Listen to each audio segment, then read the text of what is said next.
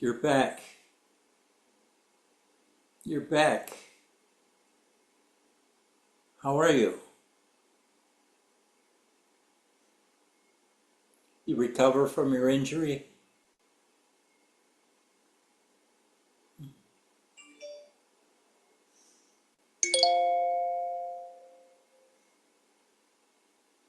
Welcome.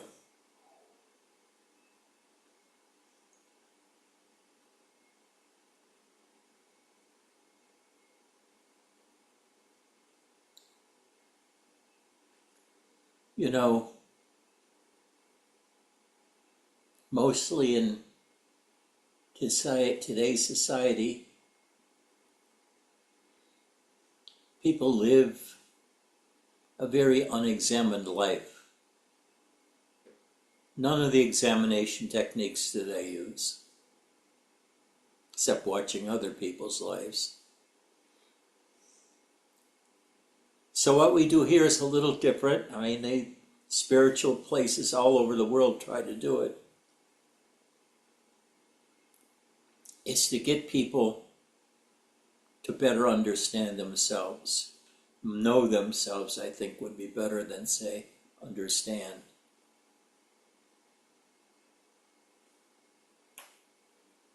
Yet, the technique of understanding, self-understanding,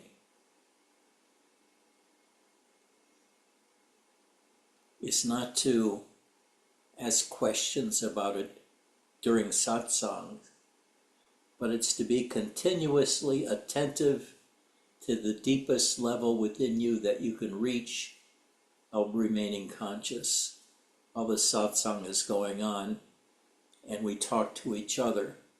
Feel our own reactions, watch the reactions of other people. We're trying to solve our own mystery, so to speak, knowing that we are pretty self-centered and tense, and we choose to examine ourselves only when we have to, with respect to some social situation coming up, or as an answer to a questionnaire that you might have for a job.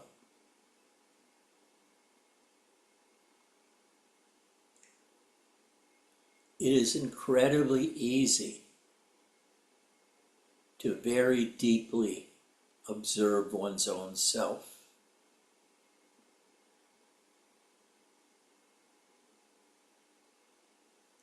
There's nothing to it. It may be difficult at first. You may not catch on to the techniques that you need to do for doing it successfully here. But you turn your attention around to the third eye, which is located inwards about an inch. And it's that last inch of being inside the skull that's hard for my eyes to turn to. At first, it will seem awkward and painful to your eyes, but persevere. And at some point after learning how to do this comfortably, you'll become aware of your own self. At first, you may not recognize it. It'll be the feeling of your own body at rest, not doing anything. It's like it's got a huge engine always idling in the background. And it's the sound of that engine that we first look to find ourselves. Because there's other things going on inside of us that can attract our attention.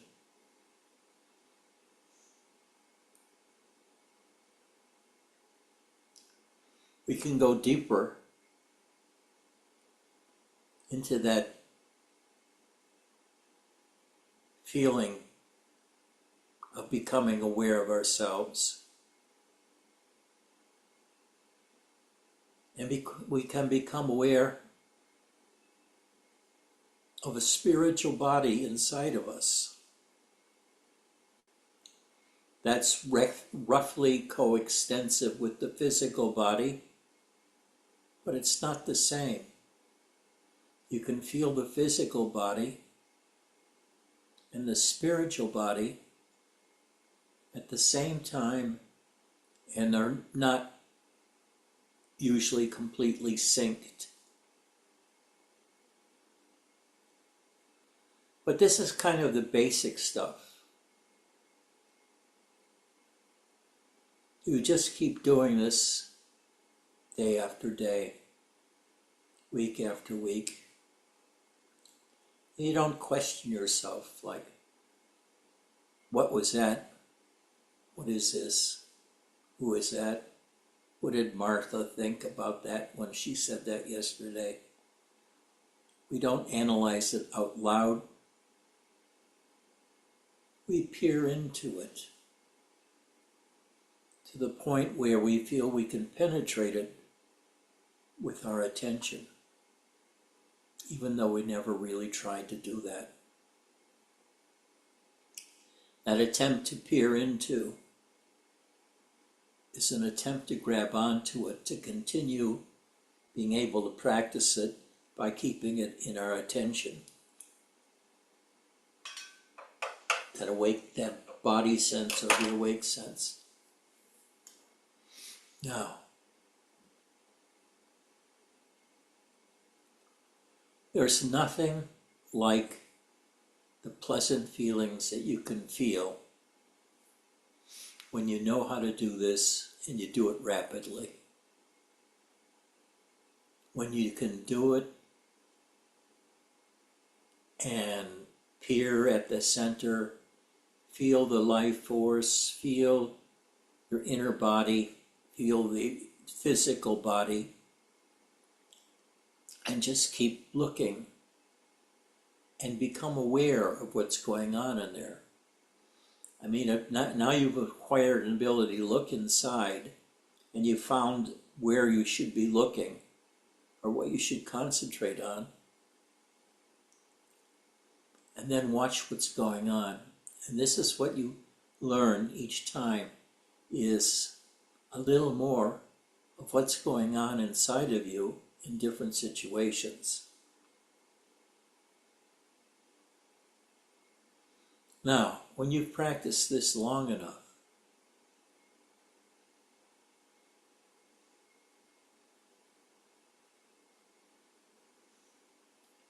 when you do it in a very short period of time, it becomes ecstatic.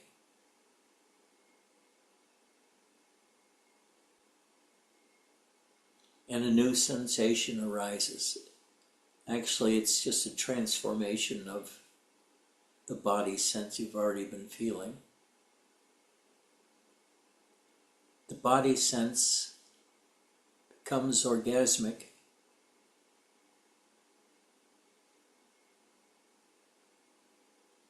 And it's not in any way a sexual feeling, but you can sort of understand how the body is in a kind of gradient of attention and arousal that produces a secondary feeling other than just the meditation. One of the feelings is feeling our body from the inside while in meditation. The experience gets sweeter and sweeter normally.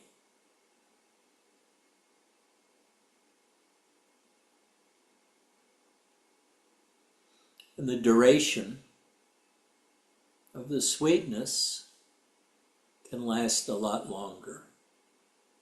But we're not meditating for that. We're meditating to watch all things that arise when we turn our attention around within and meditate on ourselves. It's not always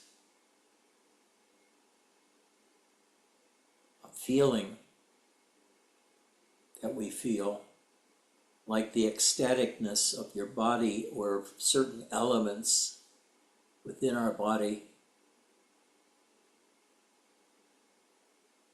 But sometimes it's just a feeling of mellow and of being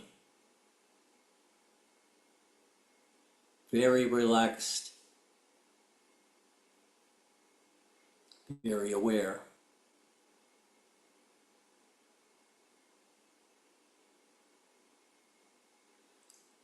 And different kinds of meditation can come out of this. The meditation we do, or at least I'm trying to talk to you about, is nonverbal. You don't do any talking to yourself, except sometimes to aim your attention. It's mostly a quiet witnessing of our inner world while sitting still with other people.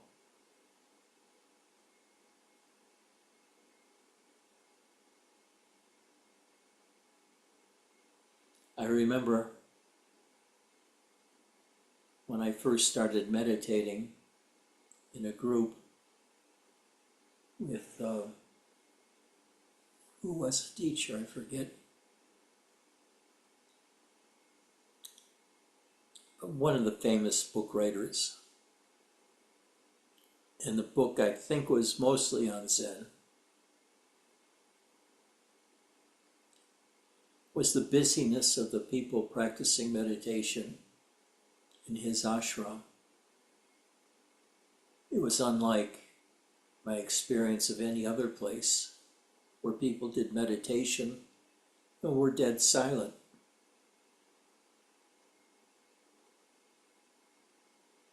At other places, if you made any sound whatsoever, you were in trouble. And there's a kind of game that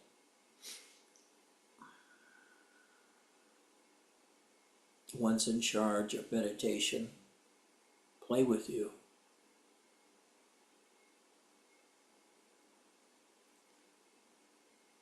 It's to see if they can hit you. And it's a thing about dominance in them in this particular exercise. It's not helpful at all.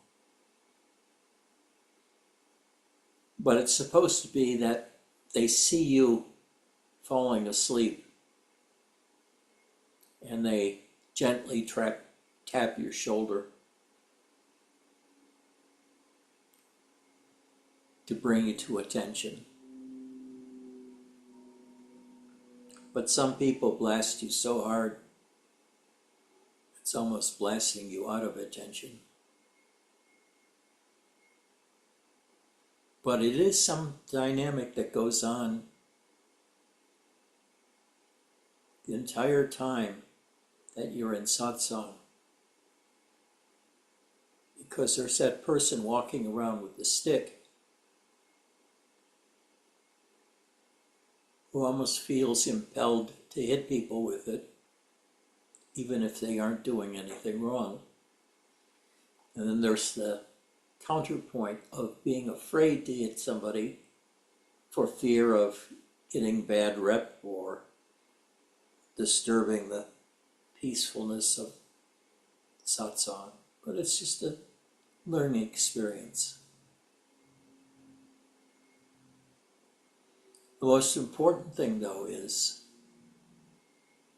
to spend that entire time with your body as relaxed as possible, becoming aware of your inner state and what's going on. Now, mostly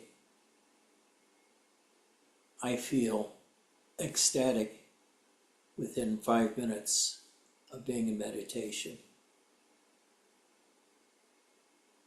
But you might say, what's good about that?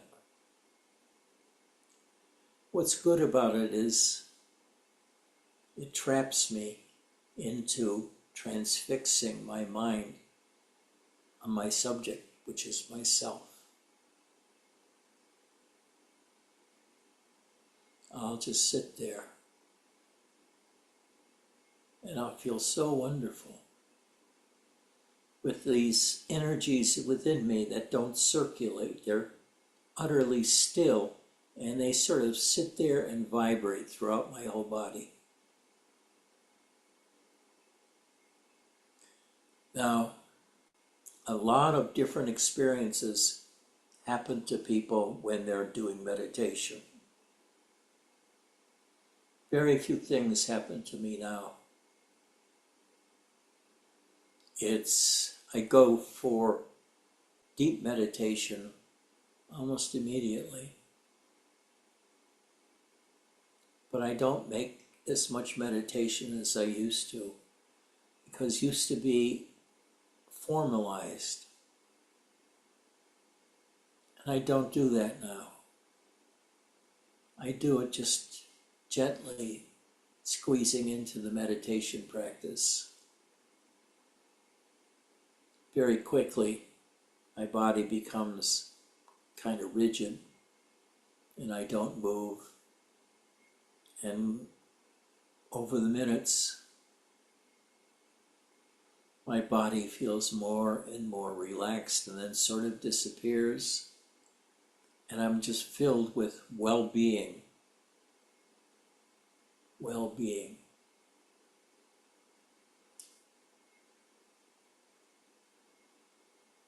I don't know what you are, what you feel. But notice, I don't make any talk about an explanation of what these experiences mean. Does it mean we're getting a sacred body? We're losing our gruffness, our bitterness, our anger? Yeah, but it's much slower business. But what really happens with me is more and more I feel happy because I've joined with my body in a kind of dance I've been doing with it for over 50 years. And it knows how it goes, what the steps are, how deep I go, where the mind is. Usually, there's nothing in my mind. The thinking, if it happens at all, happens very early, from the remnants of anything we went through getting to satsang. If there was something left over during that period of time, we might dwell on it for a moment. Now, one can see that this meditation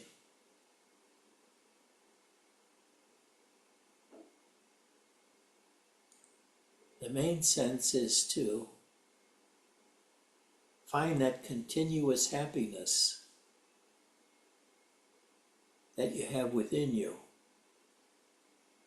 all the time, that is brought out in the first 5 minutes of good meditation. It's feeling elevated, you might say, high. But it's not that high. It's just that it's such an enriching feeling. There's nothing that takes away anything from it. It's a quiet, silent, embrace of your own inner world while still aware of the external world. It allows you to become thoughtful without thinking. It allows you to become aware without being fixated on anything within.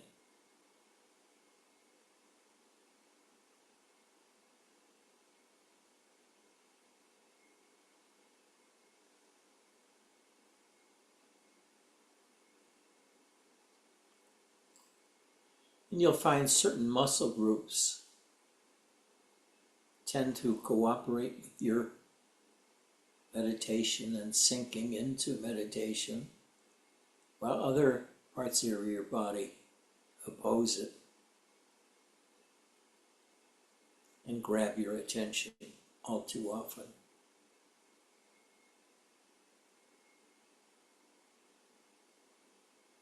But meditation is only one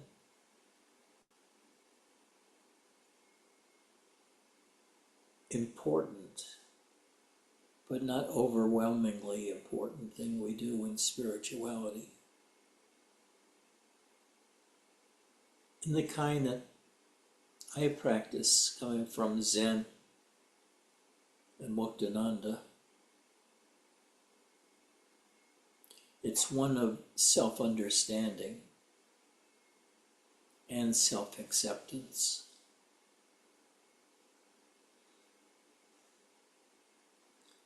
You don't develop naturally superpowers. You can briefly for a period of time, like Philip Keplo talked about in one of his talks, where he said he learned how to get people to stop moving by just concentrating on them and willing them to stop. He says, of course, you don't pay too much attention to this because you know that it has nothing to do with you and your spiritual growth. It's just something you notice. But the other thing you notice is the relaxation of your own body and the silencing of your own mind. Open space so it's like 15, 20 times larger than it normally is during the daytime for you. And with such an expansive body, there's a lot of room for it to expand into, and leaving it more quiet. It seems that the larger space allows for movement without disturbing the body.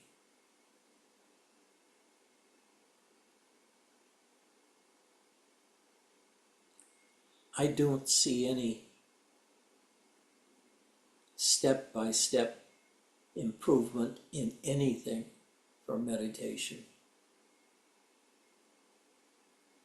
Oh, I'm sure there are small ones, like maybe it affects your handwriting, makes it go better, and you become more humorous and less of a bitch when it comes to food and things like that, and generally more relaxed all the time. That's the big thing that you feel, is more relaxed all the time. And you feel more familiar with both your body and your physicality in general. Because most people, although they spend most of their day thinking about themselves and their own situation, it's not done in a productive way. It's an obsessing. Obsessing without any intent of improving or really understanding anything about what's going on in the body or what you experience inside the body. And most people, when they use the mind, it's going most of the time chattering about what's happening and what's not happening, what should happen, and complaining and not complaining. But you also are relaxing those muscles that generally have a hard time relaxing, and letting your body become more and more limp. And when that happens, you'll feel happier because everything is relaxed. There's no tension in you. There's no pain in your neck or your back anymore from stiff muscles. All of those have gone away years ago.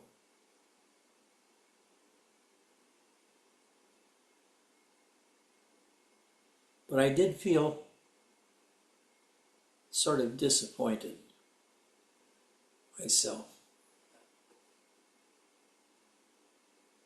Even after really good meditations.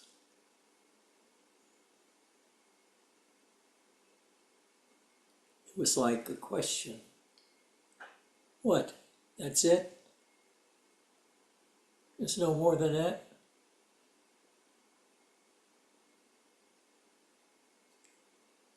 But I also noticed my whole being was changing, becoming more relaxed, less anxious about what's going to happen to me, less into planning and more into planning specific actions that are of a meditation variety to be practiced soon or the next day or the day after, but which will also be practiced while being awake and alive in the world.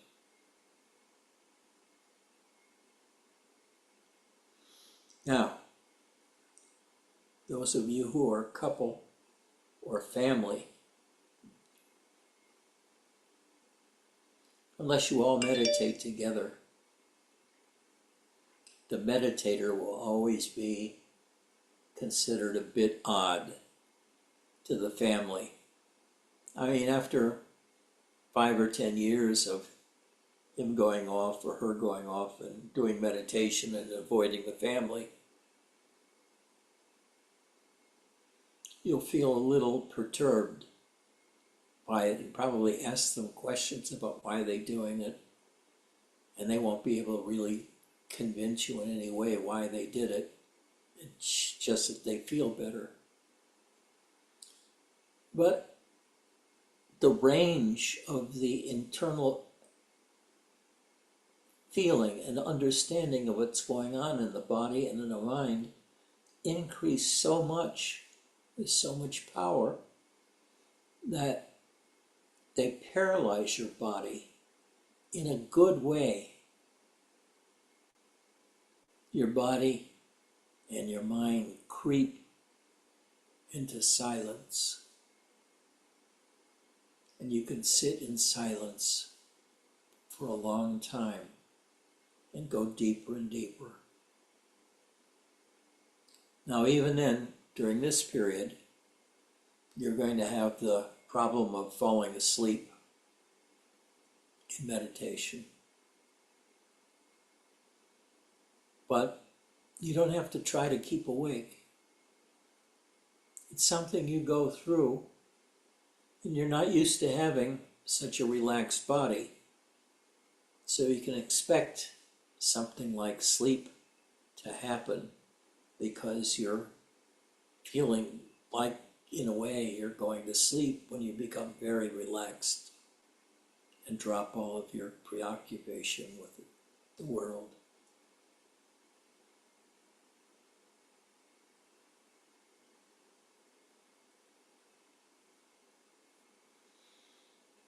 No.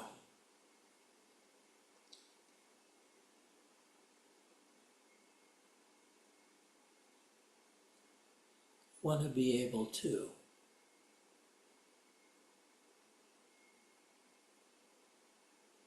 always be partially in meditation.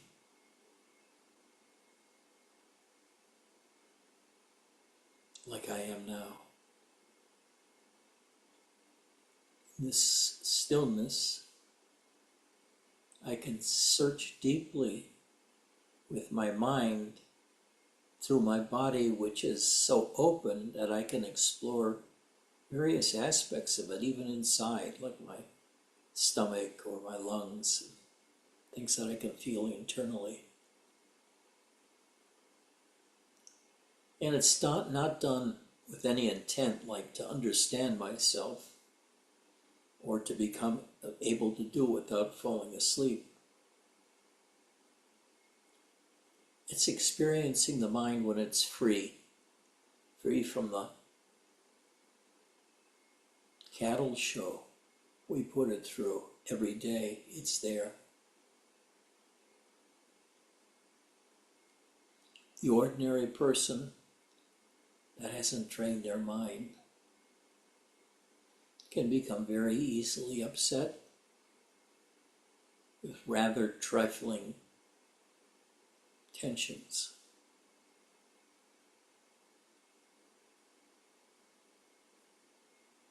And the meditator, the more they do it, the longer they do it, the less they care. Because they know pretty much what the body and the mind feel like on the inside when they're meditating. And it's very much the same from day to day.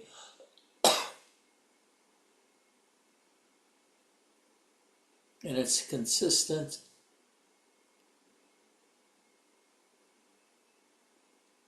And it's delicious. So there's no need to ruin it by overall too much observation and sticking to it. Meditation is about relaxation, not so much about having a powerful spotlight shining on something, although that happens too, when everything else drops out of your mind except the object of your attention, whether it's a part of your body or koan. I never thought koans deserved much attention. It's just that certain people needed them, the ones that were very intellectual and very thinking-oriented. They needed a cerebral focus for their meditation. And a lot of people feel it's helpful at the beginning of their meditation career.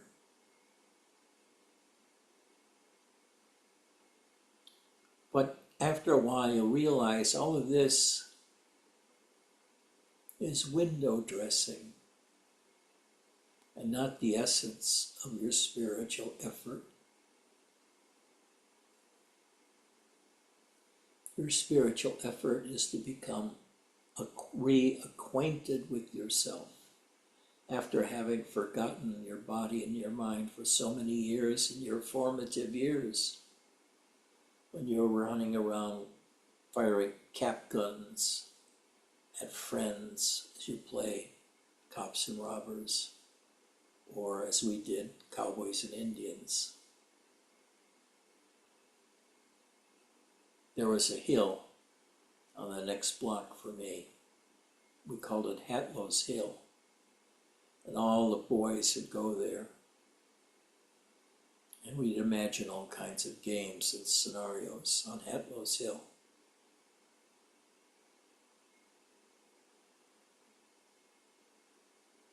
I loved Hatlow's Hill. It was only about 4 feet high. But it was a gateway for playful experiences. which help me enjoy myself more.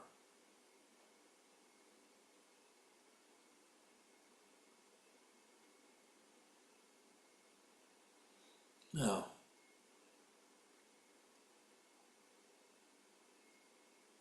I think, though, what I said before about ignoring distractions, the more your body relaxes, the less you'll feel distracted by other things, and the more you'll appear to be asleep to others.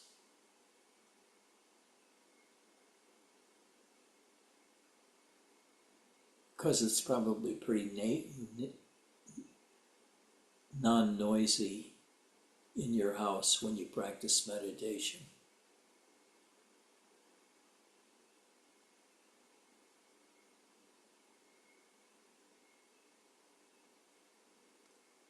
It's actually a period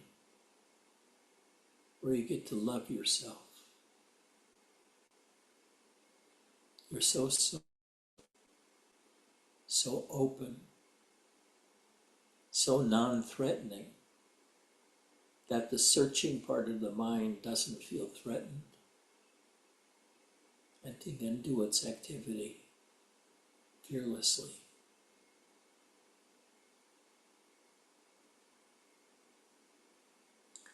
Now that's 50 years of experience in 20 minutes or 30 minutes. It doesn't explain everything. It just says unusual things will happen to you which you will find enjoyable, and which leads to the mind becoming quiet, more observant, and your whole body and personality relaxing, and not going to sleep, but being totally aware while your body is not moving and your eyes are closed, or half open, half closed. It's a beginning of a spiritual practice which is really very helpful for you. It's like practicing kind of relaxed sleep or relaxing exercises for a few minutes every day, as well as adjusting your food according to different things you learn, and then either follow or ignore.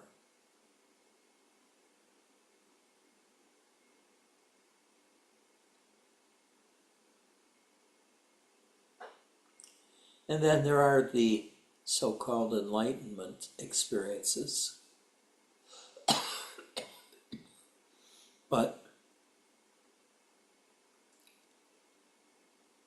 for the life of me, I don't know where the idea came from that you can't be enlightened without having these ecstatic experiences. How are ecstatic experiences going to teach you anything except wanting to repeat this ecstatic experience? What you're learning, you're already learning just by being relatively silent and aware of yourself and your breath and your lungs and the tension in your body, as well as the walking person in front of you with the stick that blasts you on the shoulders if you dare to fall asleep.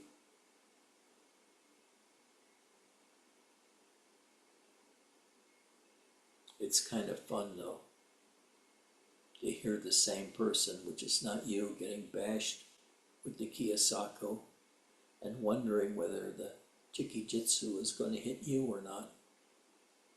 whether he's worked up enough courage to hit you even when you don't deserve it, which is what a lot of them do. They develop, it's a power thing for them.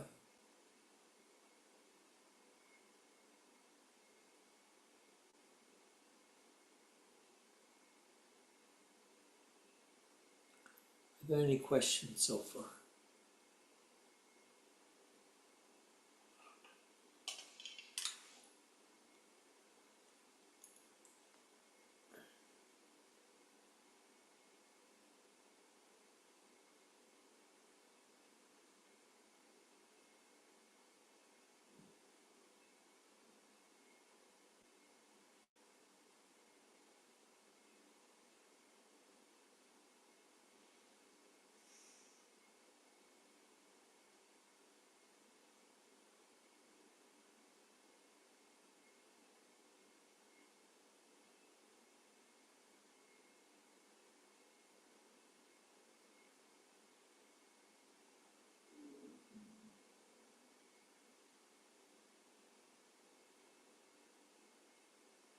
Are there any questions?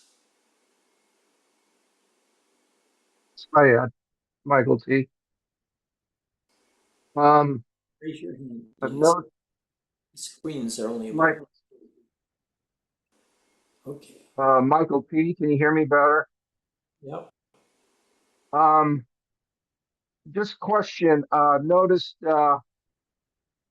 y- is your, are you helping us develop our own personal awareness to our connection? Because you seem to be very exotic in having that Zen background and the background on energies, and you seem like you combine it all into one. I understand Zen is a separate practice unto itself, but you have that unique ability to include energetics within your the way you do things.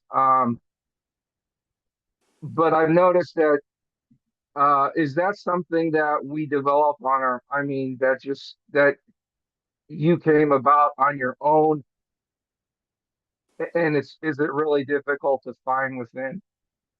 It will happen to just about everybody. It takes longer or shorter. It depends on the intensity that a person does the meditation. It depends upon how gentle they can be with themselves and still continue to go deeper, which allow them to have more power, physical power. Um, I've noticed that about you.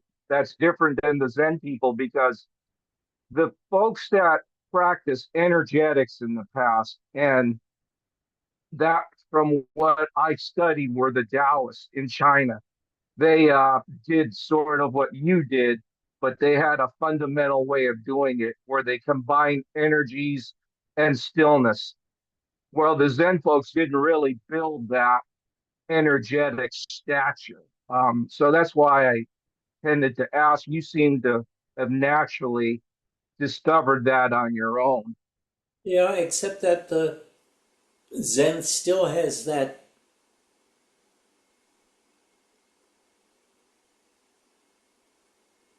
robust expression of energy and of bravery, in a sense, in practices. It does have that an aggressive element there that is the focus of their attention. It's gentle, but it's like a tame gentleness. The real focus is on acquiring perfect meditation, which is enlightening, producing happiness, and getting you used to a body that's locked in meditation that becomes so free and so restful that it doesn't want to move even. I don't know how to characterize it as Zen versus other traditions, because I haven't practiced enough of the other traditions to be aware of the differences. But I do know that the Muktananda people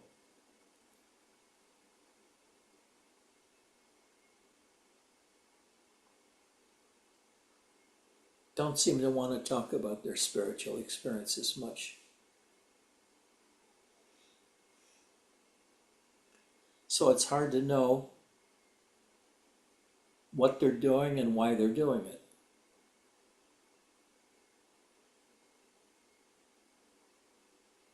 I know that a lot of them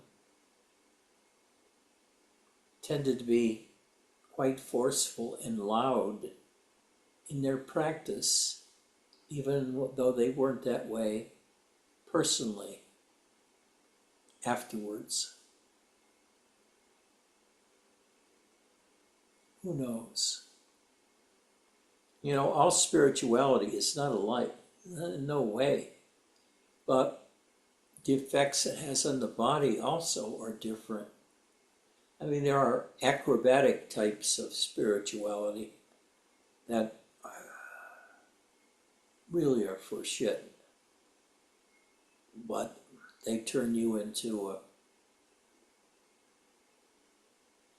a sports Superman, where they can do meditations upside down and inside out. Krima's laughing. I don't know why she's laughing. Krima, why are you laughing?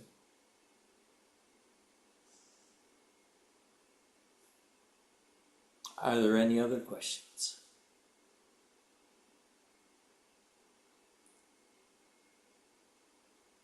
Michael, don't be too concerned about that.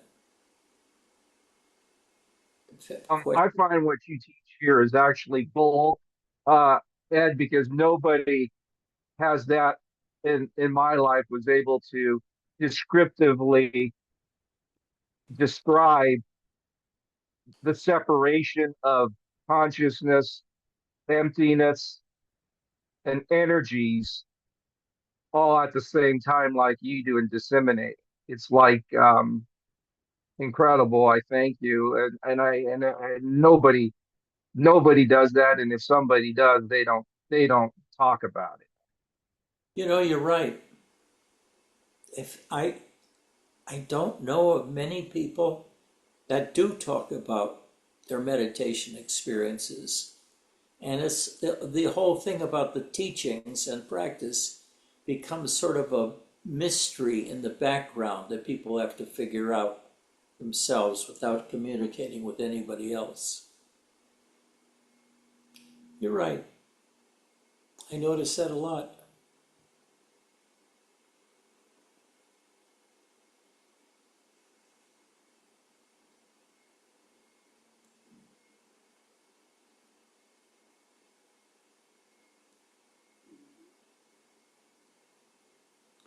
Does anybody else have any questions or comment? Edgy, is your message now still more God realization than like Robert Adams' Advaita? I mean, somehow in the gift that you brought to us when you brought all of these messages back, you know, everybody went 180 degrees out. You brought it back to us in an exquisite way.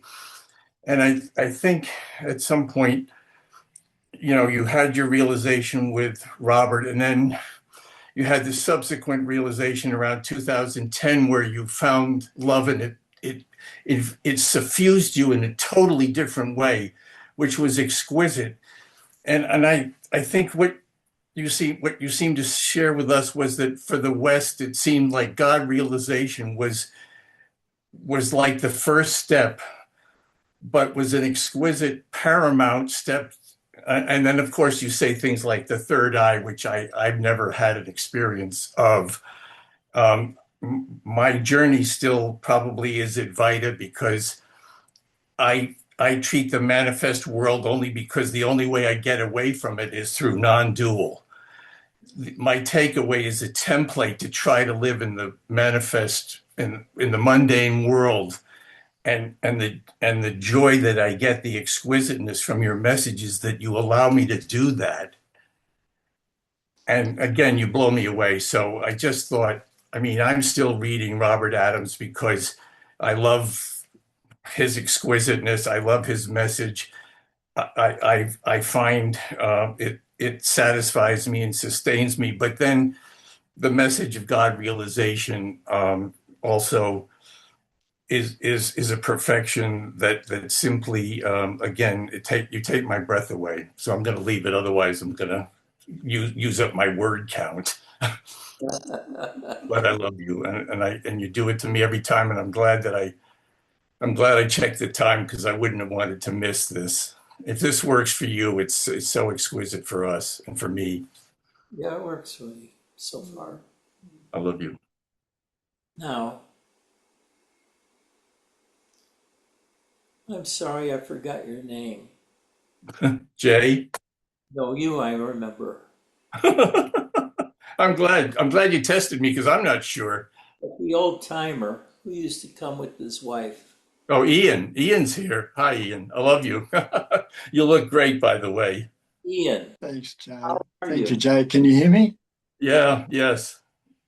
Good. Yeah, it's lovely to see you too. You're looking just the same. Nothing different. You look great. Yeah. How are you? Michael, what you said is interesting to me, and what Ed said about what you said is interesting to me because I have come to the understanding that there is only one transformation, and that's mine. And all of the comparisons that I make with other people's transformations is just like a detour. There's only one thing going on, and that's my transformation.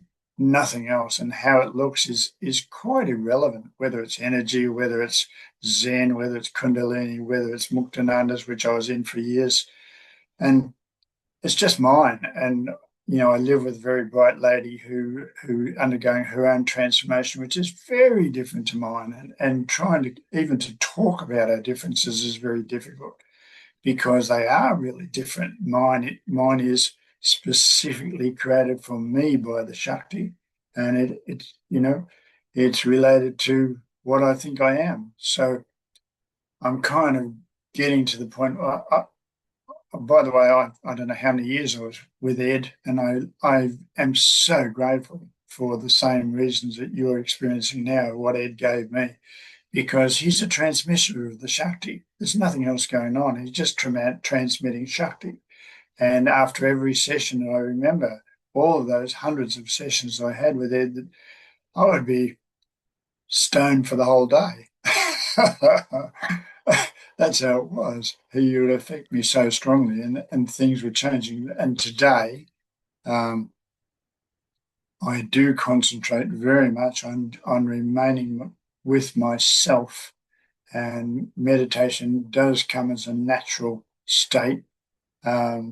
And as Jay just said, that idea of the supreme experience, just give it up. And one of my great understandings recently is that this idea of perfection, to hell with it. I just have the idea of perfection to make myself feel bad that I'm not perfect. Who says God's perfect? Why would we think that? I mean, it's just another concept. I find myself in relation to God, and I found myself sorry for people who don't have that experience. But thank you, Ed, for all of you doing, and Karina for looking after you, and you keeping you breathing,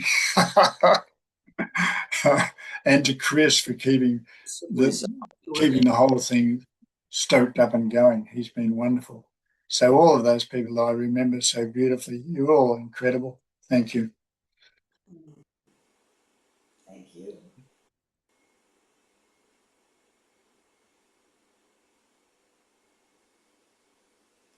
The idea that there's nothing to do is probably the most challenging idea we have. But truly speaking, there is nothing to do. Yes, there is a practice, and yes, it takes us to that state. But the practice only brings us to the fact that there is nothing to do, and we were perfect at the start. And I was just reading something last week by Meister Eckhart, who said, "There is no God in heaven. There is only God in the creation of this moment." And I thought, oh, wow, that's beautiful. That is beautiful. That's how it feels. There is God in the creation of this moment. Wow, that was great. Yeah, Creation of this moment. yeah, right now. Okay. Thank you, Ed, again.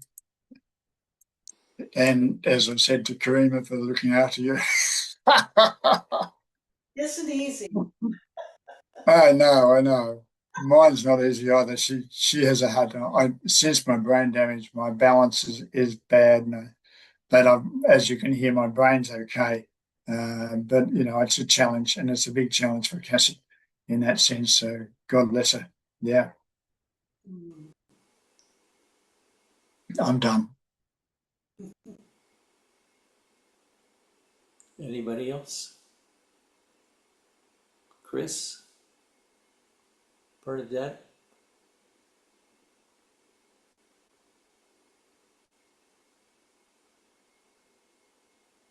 I was thinking about what you were saying, not really just thinking, just kind of feeling it. And I think right now for me, sitting quietly and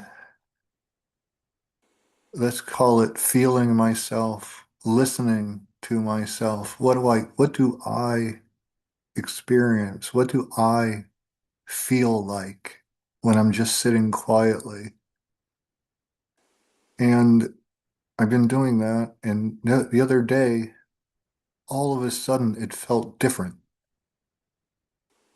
Something changed, and it was really scary because the routine of what I was feeling changed dramatically.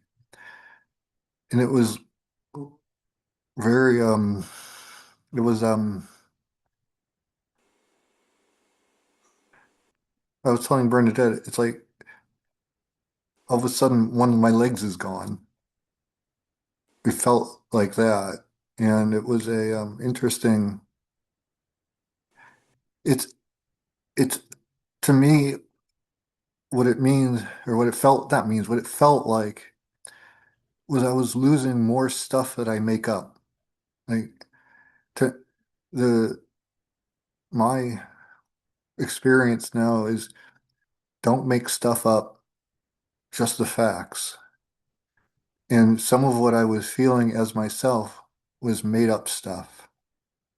My concepts of me, my beliefs about the world, but I didn't even know they existed until it fell away. And I think that's, to me, what this is all about is stories and energies and all that. Those are stories. What do I feel? Watch it and watch it change. Don't, like I said, just the facts. Don't make stuff up. Don't even, when I was experiencing all this, it was not, and I wasn't giving it thought of what does it mean. The only thing that was happening is what does it feel like? Without words, without narrative,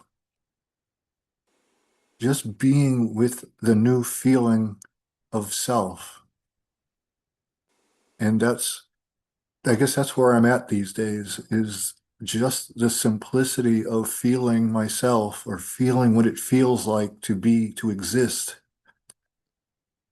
and watching it, and not even watching, just feeling it and seeing it change over time. As my mind, I feel like this is my mind shuts off more and stops thinking and analyzing, predicting, trying to understand what's going on, and more just is. Yep. going on. That's what's going on here. Yep. And I find the same, Chris, and I find it can be really scary because I am being undone. Who I thought I was is disappearing, and my treasured possessions of ideas about who I was come up to leave, and you're almost going, no, don't leave yet, don't leave yet.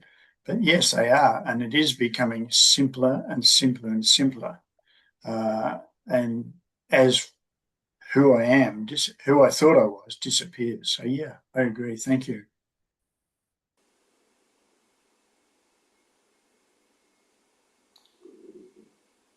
Karima laughed at you too. I think it was a laughing of agreement. With Ian, with me, with you, what are you talking about? His last oration, she chuckled to herself.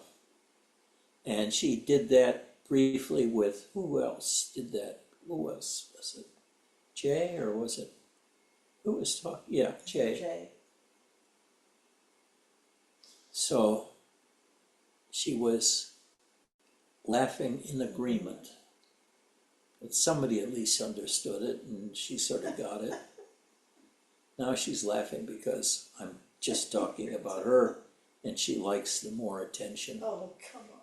Now she's saying, oh, come on. Trying to be modest. Any others?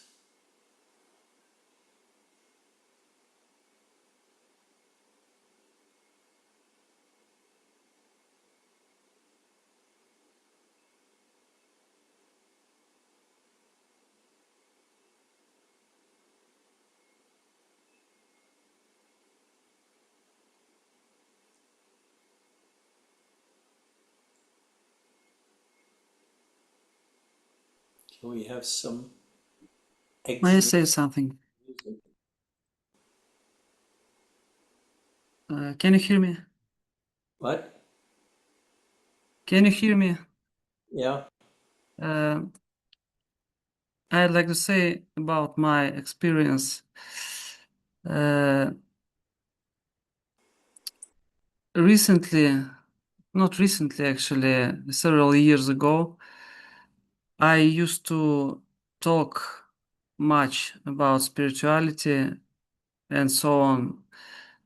I used to talk to other people how I experience this, how I understand this. But now I just happy and I just don't want to say anything and don't know what to say about it. So you've just said about it.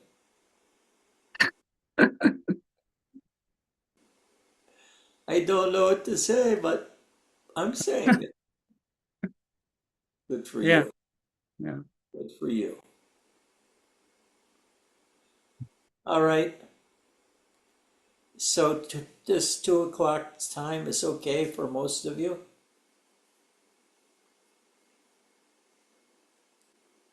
Okay, we'll try. We'll try this. Vesselina, how about you? Do you have anything to say? Yeah, well, yeah, I'm really happy that you had Satsang today and came here and talked. And it's kind of nice because you have been away for maybe 4 weeks. You didn't do Satsang, and now that you did, it feels like a special occasion, like something great is happening, and I don't know, I just feel really good that you showed up and you made another satsang.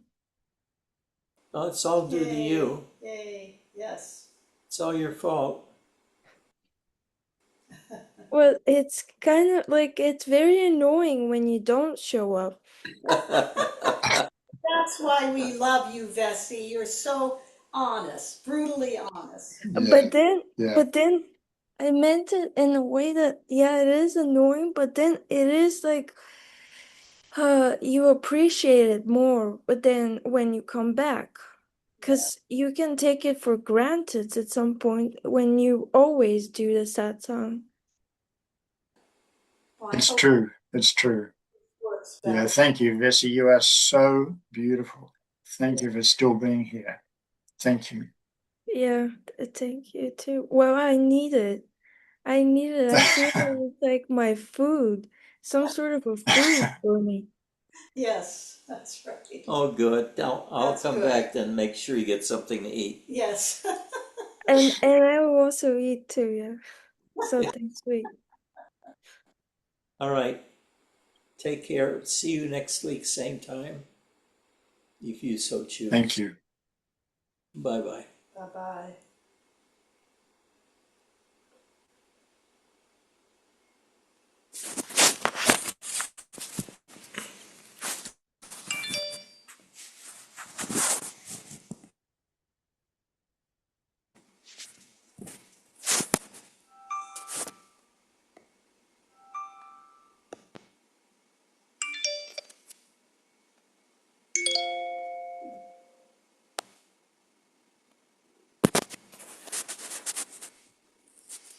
I can't make it go away. You guys are clinging. You're clinging. I'm We are pressing. your underside. What? We are your underside. I didn't get it. I didn't. Neither did I. So, Egerman, are you flying to Australia yet? No, another aircraft type flies to Australia.